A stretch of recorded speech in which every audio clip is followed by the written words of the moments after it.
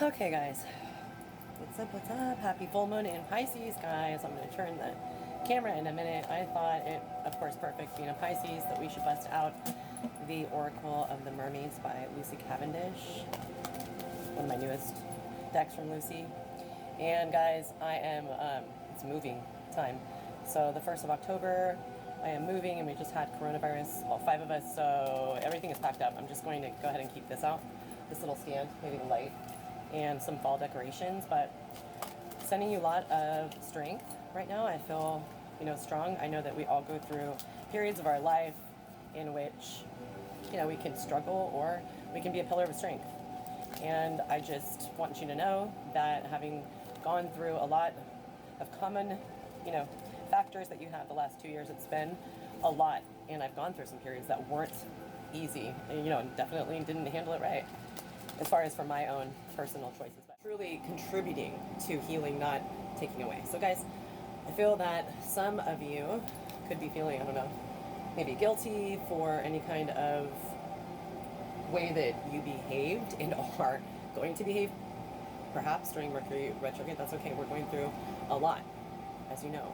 It's not redundant to say, honestly. It's this complete paradigm shift and portals, whatever you want to call them, these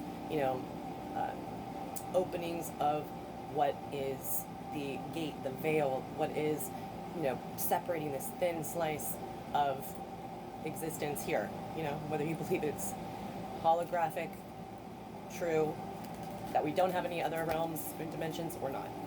There is something happening, and it is felt either, in a very reactive way. Reactivity seems to be the name of the game.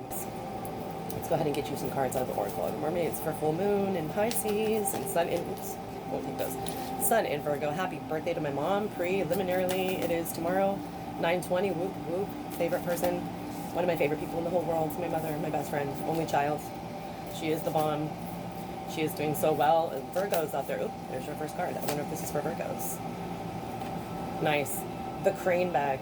Sacred ocean medicine, right? That is pretty indicative of the time right now. Oh, I knew this would have not enough light, guys. Can you see it right here?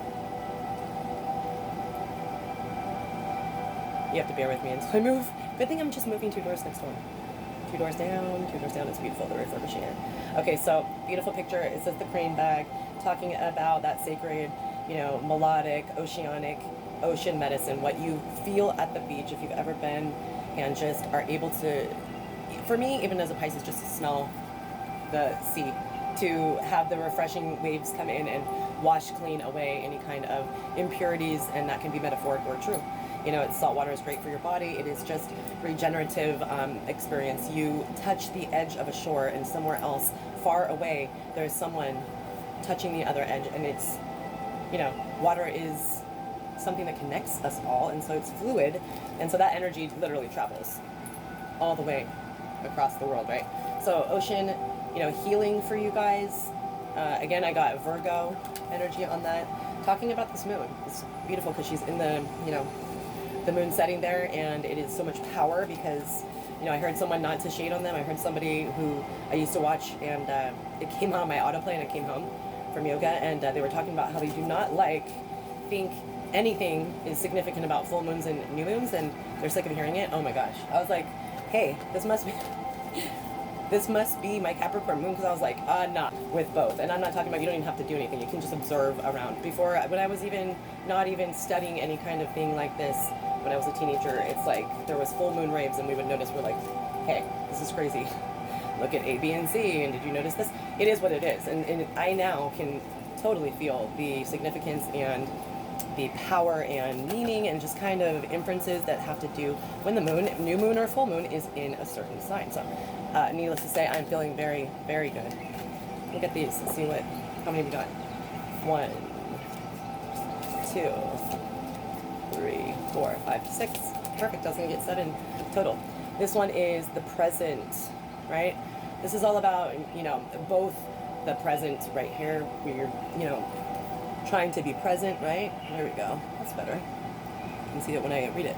So it's all about the present, but also talking about the present, the gift that we give to others when we are in the moment, when we are, you know, engaging, when we are intimacy levels high, when we are definitely vibing off of the scenario that we are experiencing right there at that present moment, rather than, you know, future forward thinking or going back in the past, all that, you know, kind of thinking that prevents us from enjoying the experience right in front of our face. And it's so easy to do, but a lot of us, of course, right now especially, have a lot of distraction, right? We have a lot of distraction in the world, and sometimes it is hard, and it just is hard to focus, especially when there is, you know, a lot going on. But that is why I would encourage you, I mean, you know, I would encourage you, I've been meditating for many years, but adding the yoga practice for like at least 45 minutes every day with the meditation, it really does help to later on, if I'm in a chaotic scenario where we had to like rush my daughter to the hospital with 105 fever, everything's going crazy, it's the Delta COVID, you know, all these kids are dying. It's like the, you know, reactivity I would have had much younger as a mom, or prior to 2018 for sure, before I started really going hard on like the therapy and the real spiritual work. I did it before, but you know. So it says, you guys, the gift, the present, a treasure, a revelation of your own value. The nowness that Eckhart Tolle talks about, power of now, the nowness right here.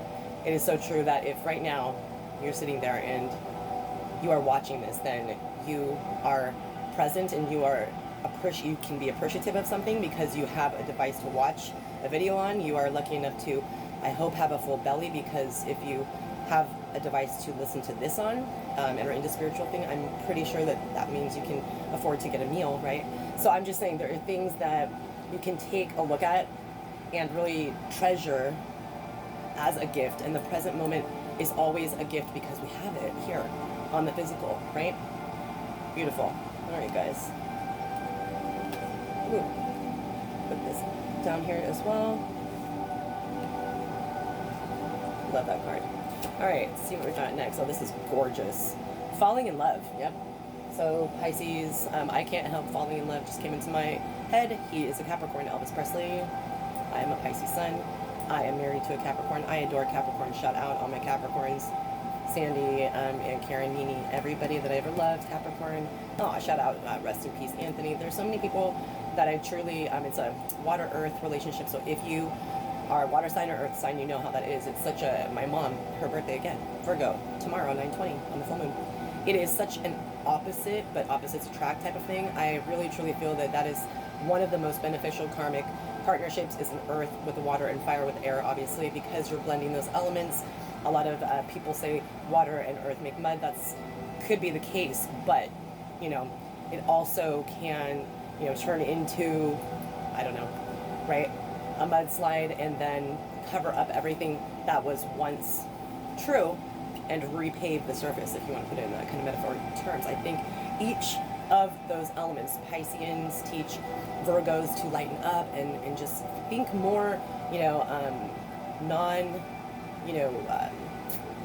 kind of diligently, perfect timing type of perfectionism is a Virgo trait.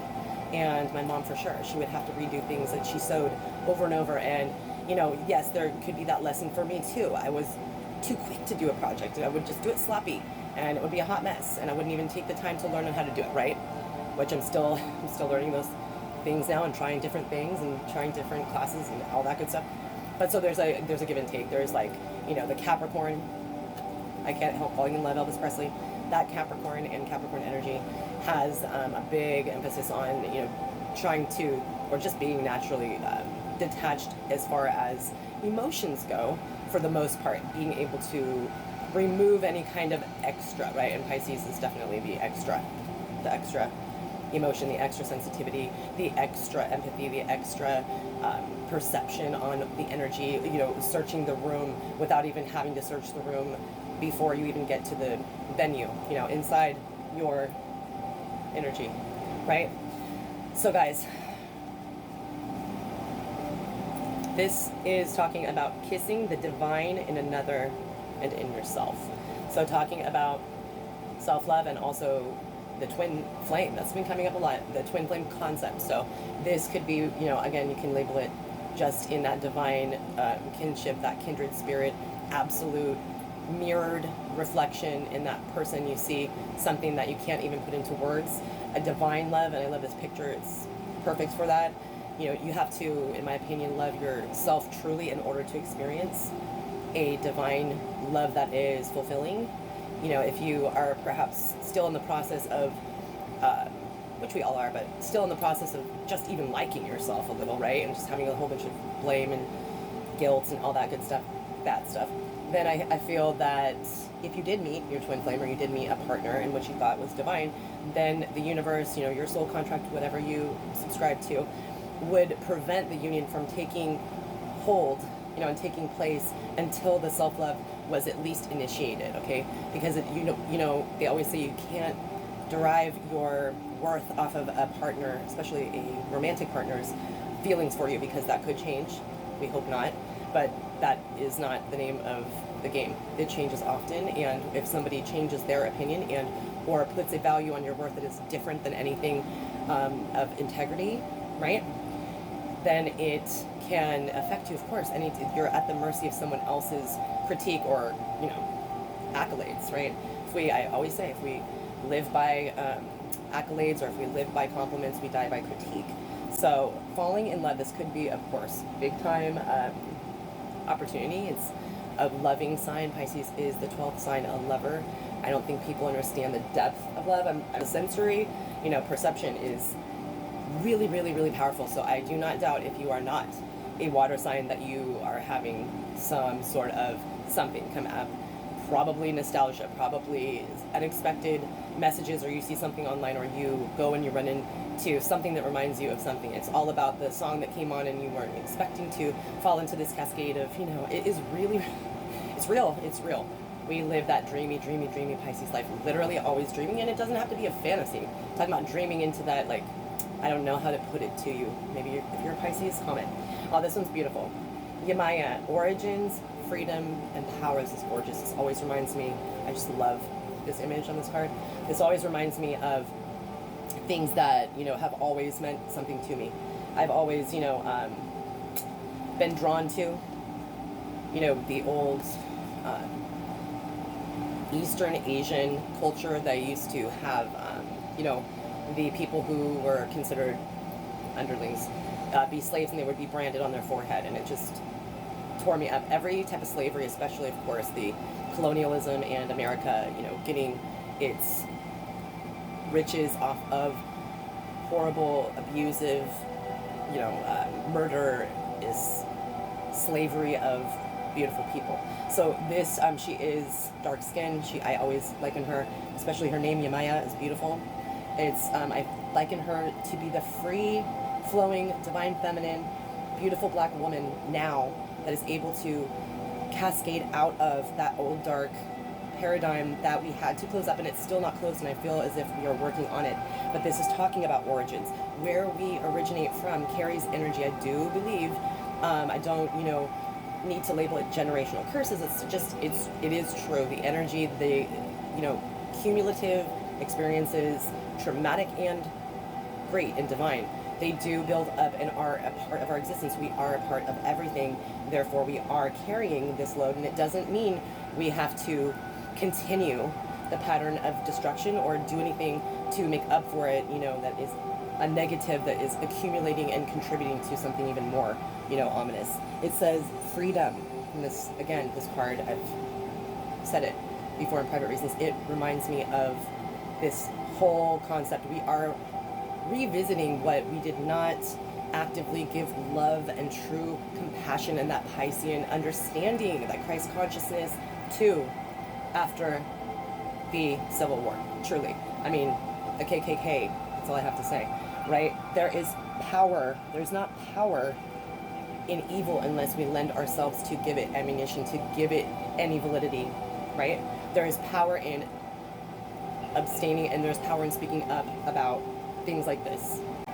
The compassion of, I just don't understand how any human could persecute, rape, you know, make someone just live as if they were animals and build a country off of it. You know, there is no, you know, real thing I can do now to go back in the past. However, I can speak on how it has affected us now, right? Because of our origins, I feel as if we are all collectively tied and entangled with this love vibe. You guys, and I love you. I love any one of you, whomever you are. Generally, I have nothing that I have left to.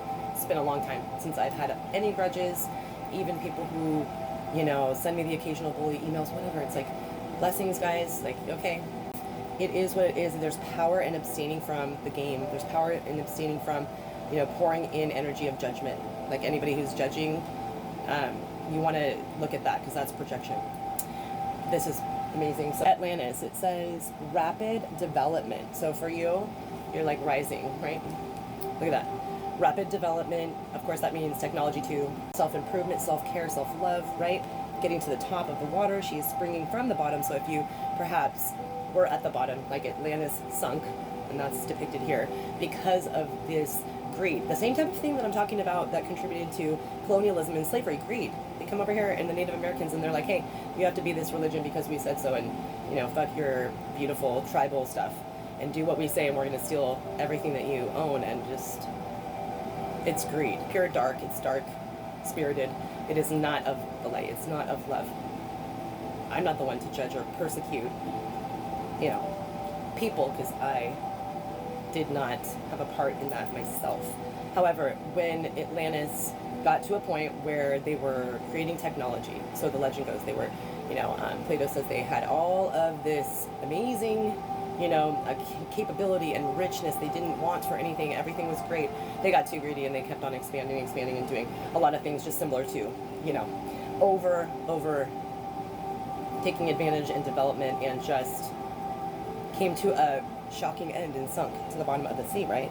And so it says excellence and success. So this is all about rising to the top, rising from the bottom of the ocean, right, into a beautiful new oasis that can spring to life and can then be tempered, just like I hope we do now, can then learn the lessons of the past, and break the generational origin detriment, the curse that we have, not curse, but that imprints that we have in our memory cells, in our DNA, in our entire, biological field are almost like picture, a fingerprint.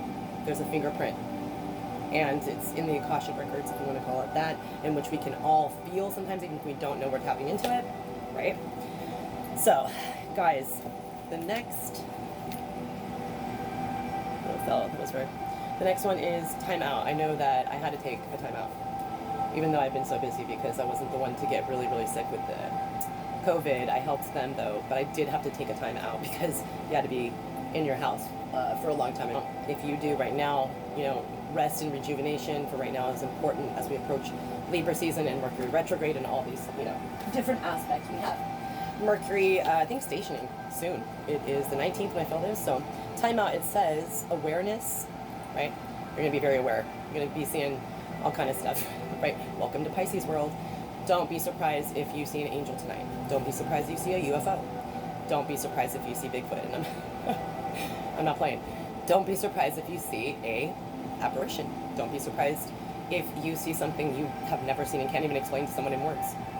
Don't be surprised if you do things that are very, very regular for Pisceans or water signs. Don't be surprised if you go to your phone and you pick it up to dial someone and they're calling you. I mean, those kind of things are every time, every day for Pisces and water signs. So let's see if you guys have any magical experiences. It's the 19th, so tomorrow on the 21st should be popping very, very live with energy and definitely deep, deep emotions running through. And of course, because we do have Sun in Virgo, I feel as if there could be moments where you get irritated at those emotions and you could tell yourself, like the Virgo, worry, don't think that. And the more you do, it's going to ruminate. The more and more you tell yourself that you're pissed, you're feeling a certain way, I feel, the more it'll haunt you.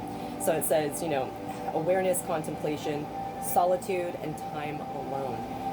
So that's a prescription for you too, to have the time out, to then rise above, to think of the origins when they come about, perhaps during this full moon. Maybe you're thinking about your past ancestry. I know that it's a theme for me during the Pisces moon. I can't wait. My daughter got, for her birthday, I bought her my 23-year-old, and she's much better. She's slowly improving, for sure, improving. So I got her the that ancestry DNA kit, which is coming, so that should be really fun.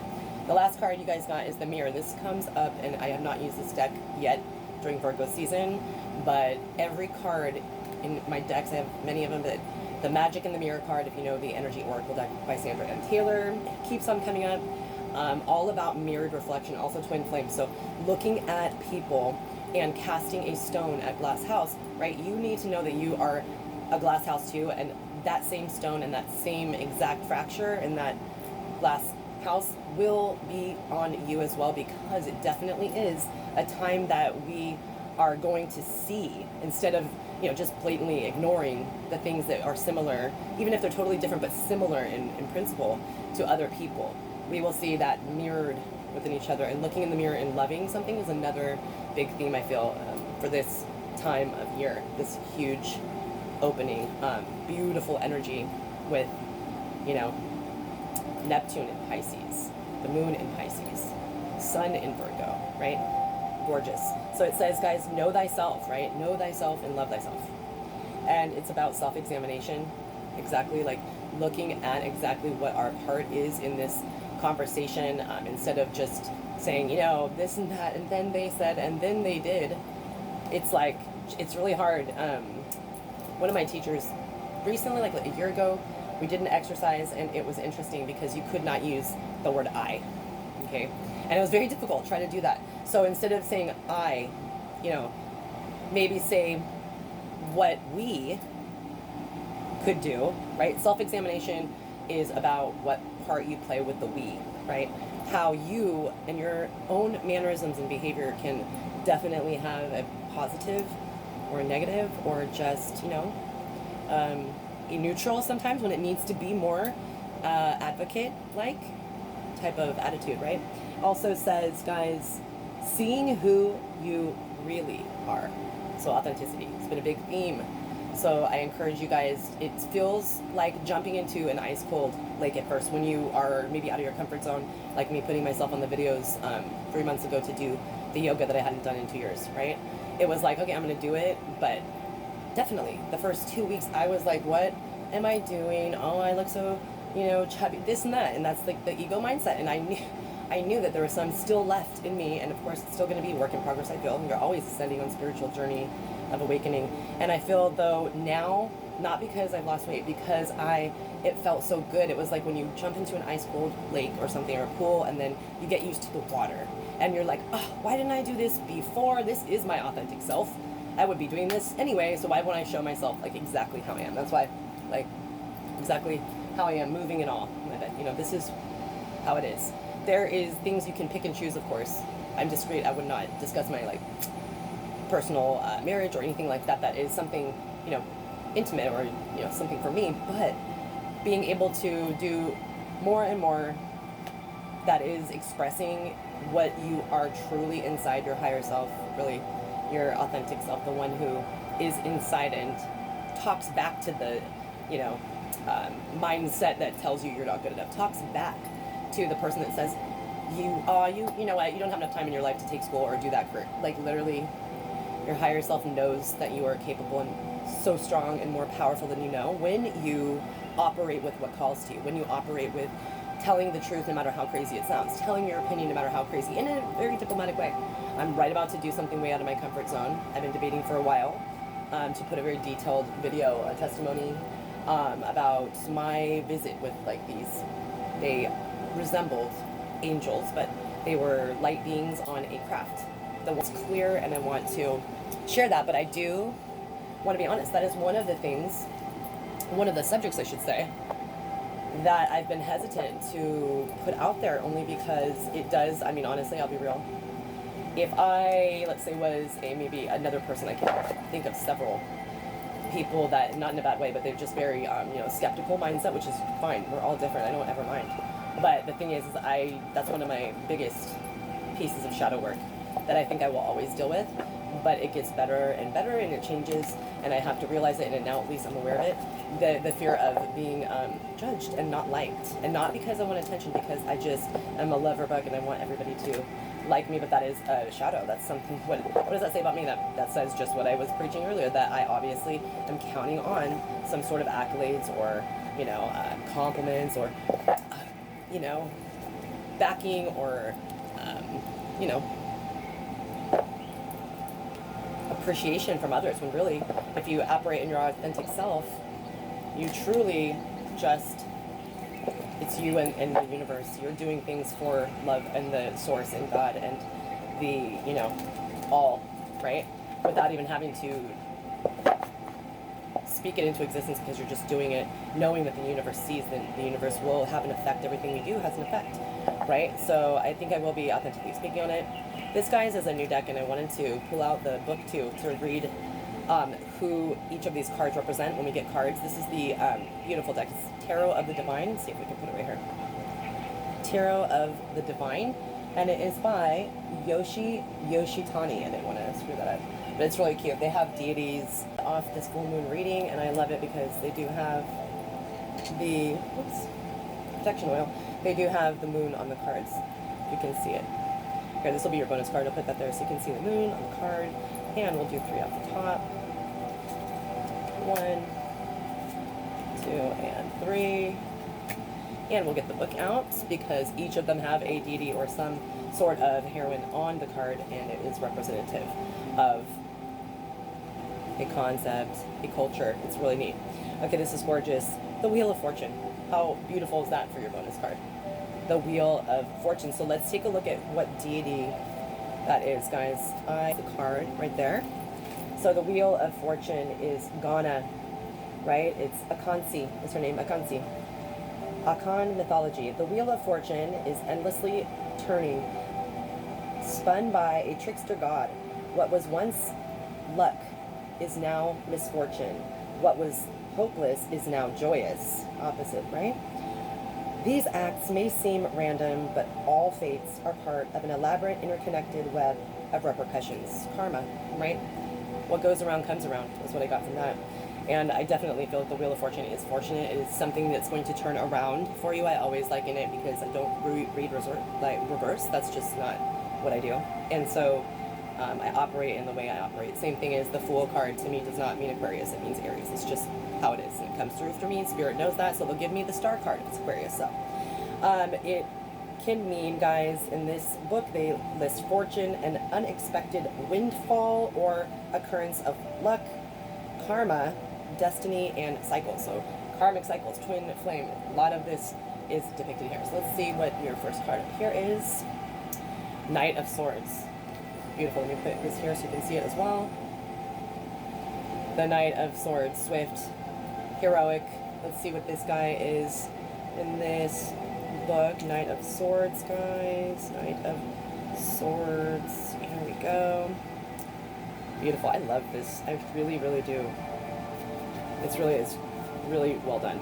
So Knight of Swords is Hang Tuah, right, for Malaysia. Malaysian legend. The Knight of Swords in this deck is a strong stud and an assertive warrior, very brave. You know, Hang Tuah, an intelligent soldier from Malaysia, was unafraid of leaping into battle at a moment's notice to save people and employing unconventional techniques to win. So swords is air, and that's Aquarius, right? Aquarius, Gemini, Libra, so some unconventional ways of, you know, wit, intelligence, intellect, certain cutting ways that are going to be superseded by no one because they're so swift, right? And strong. It's very strong. Empowering unconventional techniques to win. He is rebellious, he is loyal, and a fierce champion, right? It's for you guys. So it symbolizes, again, intellect, bravery, confidence, being action-oriented. Beautiful. Alrighty, and then you got 6 of Cups, gorgeous. It's all about family nostalgia. Like I said, this is water sign stuff. This is Pisces moon reading for sure. So 6 of Cups, all about like someone who you just spent a special bond with. It reminds me of my cousin Jody. Never had any brothers or sisters myself, so Jody was the closest thing to his sister. It reminds me of us there. She's a Libra. You know any Libras? Shout out. And it is harmonious. It's nostalgic, and we'll read who these. Looks like, I don't know who that is. Looks like Danish little girls, but let's read who the 6 of Cups in this deck evokes a nostalgia for sweeter times, right? Kai and Gerda, that's Kai and Gerda, are best friends as children, but when Kai is struck with depression, he leaves with the Snow Queen. Through many adventures, Gerda saves him, but by then, innocence is gone and friendship is lost. Interesting. So Upright, of course, again, nostalgia, old friends, simple joys, sharing childhood, people from the past coming back that remind you of a time in the air, in an energy that you haven't felt in a long time. Beautiful. And for your last card, guys, for the Pisces full moon, and I love you guys so much. I appreciate you being here. Perfect. What? Right? Oh my gosh. Microphone dropped. The Hermit card. The Hermit, like I was saying, I was channeling that card so strongly because I feel as if it is the same as this, card that you got for timeout. There's your cards, guys. It's so much fun to go on a little nostalgia trip with music and or really do a lot of soul searching, the Hermit. So we'll see what he is in this deck. This is David and the White Stag from Ireland. I'm part Irish. Celtic legend. So the Hermit represents in this deck solitude and leaving any responsibilities behind to focus inward. So in the Celtic myth, the elusive white stag encourages people to drop everything and pursue spirituality. Yes. So this can mean, of course, introspection, going within, withdrawing, research, prudence, insight, and meditation. Highly recommend meditation. All right, guys. I just love you so much. And oops, let's leave it off with, I forgot, of course, magical mermaids and dolphins deck. We have to. There we go. 2 wants to come out. Let's just get to it. All right. The waves of prosperity, beautiful waves, right? Waves of prosperity, new abundance, and exciting opportunities wash over you. Very, very beneficial. And protection with the moon in the card. It says, yes, you loved ones, your loved ones, and your possessions are safe and protected by heaven. Amen. Thank you, Spirit. Thank you, God. Thank you, people. Thank you, Dad. Thank you, universe. Thank you, everything that is in existence, Stardust, for protecting my family.